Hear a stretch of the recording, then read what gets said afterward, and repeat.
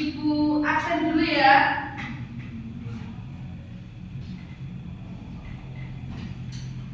Yang gak masuk siapa?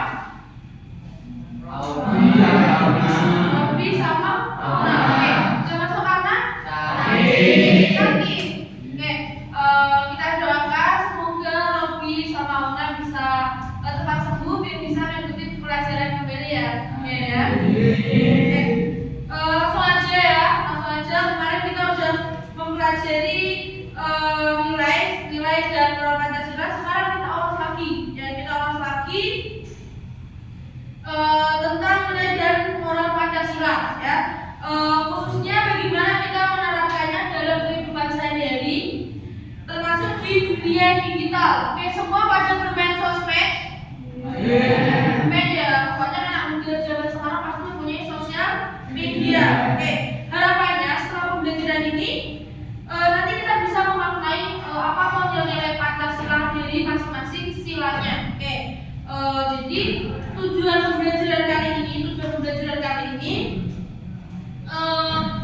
biar kalian itu tahu dan bisa menjelaskan nilai atau makna moral dan Pancasila yang terkandung dalam setiap sila. Oke, terus kalian juga bisa menunjukkan contoh perilaku dari masing-masing sila ya, dan juga menganalisis kasus ya. Nanti kita akan menganalisis kasus sederhana yang menentukan tindakan moral berdasarkan nilai Pancasila. Oke,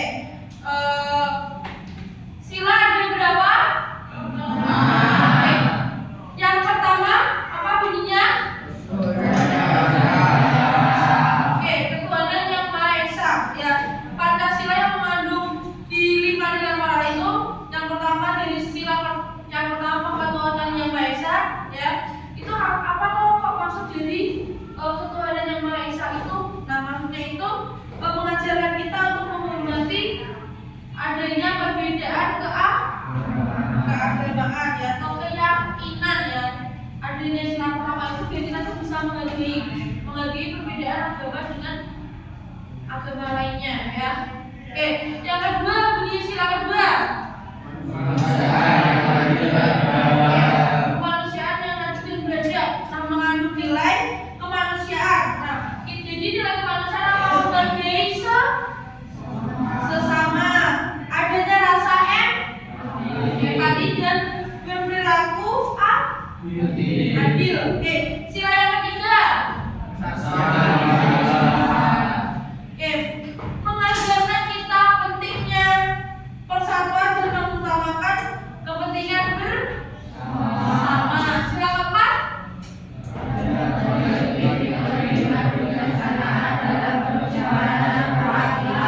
Oke,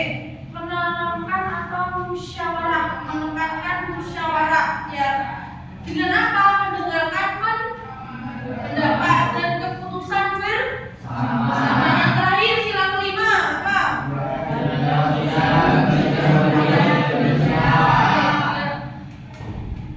Dan itu isinya apa tuh? Berisi nilai-nilai keadilan sosial. Oke, dari 5 sila itu kalian sudah menyebutkan silanya, saya juga sudah menyebutkan kandungannya. Ada yang dalam sila-sila itu.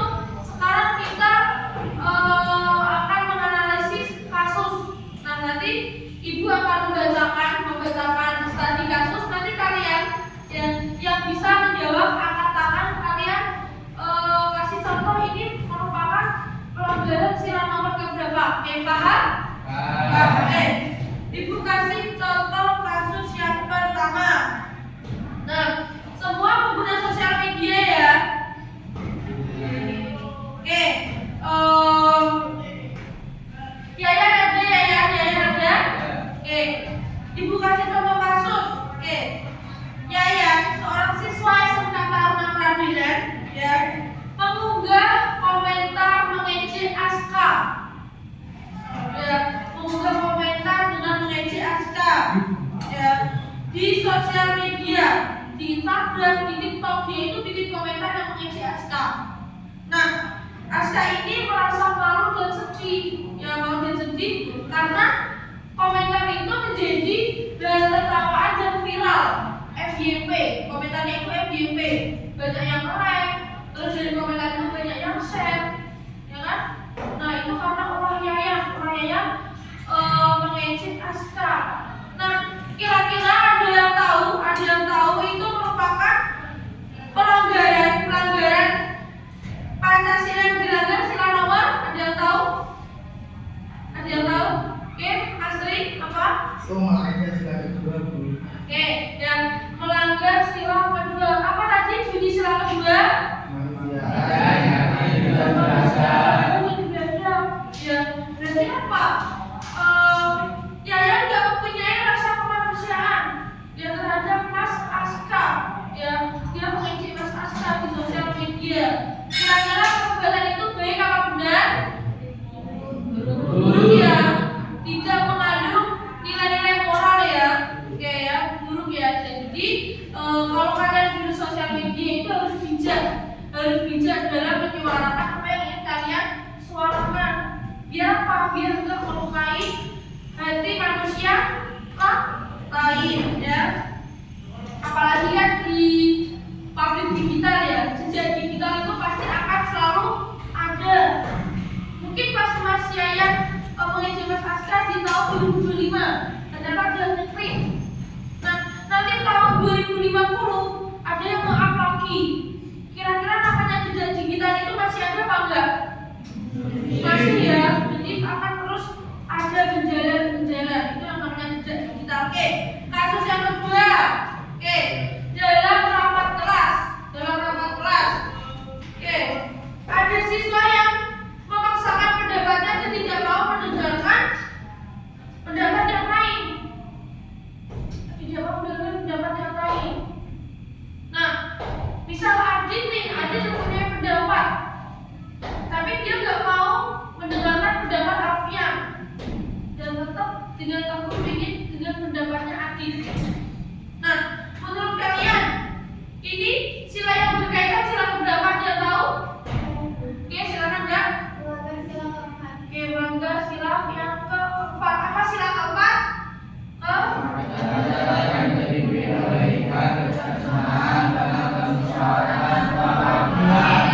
Dalam musyawaratan. Nah, karena Mas Adit nggak mau mendengarkan pendapatnya Mas Alfian, berarti apa? Mas Adit nggak melakukan yang namanya musyawarah. Nah, itu hal yang nggak baik ya. Oke, kasus yang ketiga. Nah, ini terjadi perbedaan pendapat antara Mbak Tasya dengan Mas Yazan. Ya, antara Mbak Tasya dengan Mas Yazan. Ya, dua orang siswa berselisih pendapat tentang kegiatan sekolah dan saling menyalahkan di grup chat. Contoh, kalian punya grup kelas semua? Ya.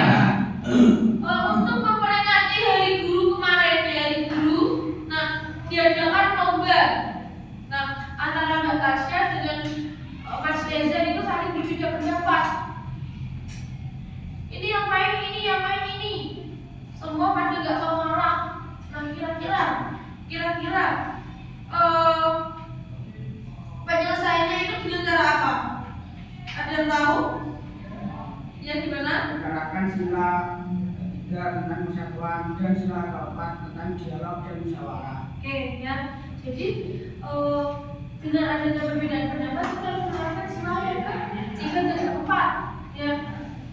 Persatuan dan dialog musyawarah. Ya, agar apa? Tercipta sesuatu yang adil antar sesama yang namanya di grup itu buat kepentingan bersama, bukan kepentingan individu ya. Oke, dari ketiga kasus itu kita bisa lihat oke, bahwa kita belajar Pancasila itu bukan sekedar menghafal.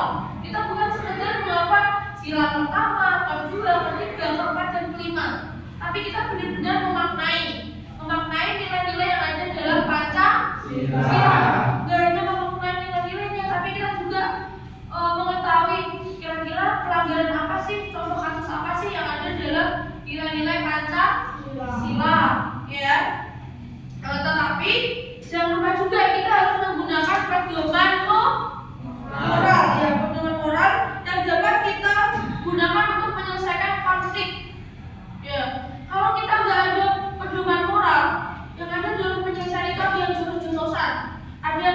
percobaan. Kalau kita tidak mengedepankan nilai moral, oke, itu apalagi yang namanya digital ya. Pasti juga kalian tahu sudah banyak beredar siswa-siswa yang bergelut di saling saut menyaut di Facebook, di Instagram atau di TikTok, ngejak ketemuan, akhirnya gelut, cewek jabat-jabaan, malah contoh-contoh sama itu ya dari sosial media, dari kita ketemuan akhirnya gelut. Padahal kalau kita bisa menyelesaikan dengan mengetahui nilai dan moral yang ada dalam Pancasila dan kita terapkan pasti gak ada yang namanya perselisihan, gak ada yang namanya pertikaian ya. Oke, kita sudah mempelajari apa tadi nilai dan moral yang ada dalam Pancasila. Oke, sebagai bahan evaluasi, oke, sudah buka alat tulis semua? Oke ya, sudah buka alat tulis semua, disiapkan alat tulisnya. Oke, sebagai evaluasi pembelajaran ini ya, kalian tuliskan satu contoh. Perilaku sesuai salah satu sila Pancasila ya, yang kalian lakukan dalam 1 minggu kebelakang kemarin ya. Ini hari apa? Rabu, berarti dari Selasa, Senin, Minggu, Sabtu, Jumat, Kamis sampai hari Rabunya lagi. Kalian ingat kira-kira kalian sudah melakukan contoh kesalahan belum di sila Pancasila? Oke, itu ya. Itu yang kedua. Terus, oke, analisis singkat ya dari 3 kasus tadi. Kalian pilih kasus yang kita bahas, tuliskan solusi moral berdasarkan nilai Pancasila. Ya, tadi kita sudah membahas 3 kasus. Kalian analisis kira-kira moral apa toh yang ada di kasus tersebut. Itu ya, itu buat pertemuan kita minggu depan ya. Jadi nanti minggu depan kita mempunyai 2 PR ya. Yang pertama, kalian membuat contoh perilaku sesuai nilai Pancasila. Yang kedua, menganalisis singkat kasus berdasarkan moral. Oke, itu aja buat hari ini. Buat minggu depan kita bahas nilai moral dan berdasarkan Pancasila itu.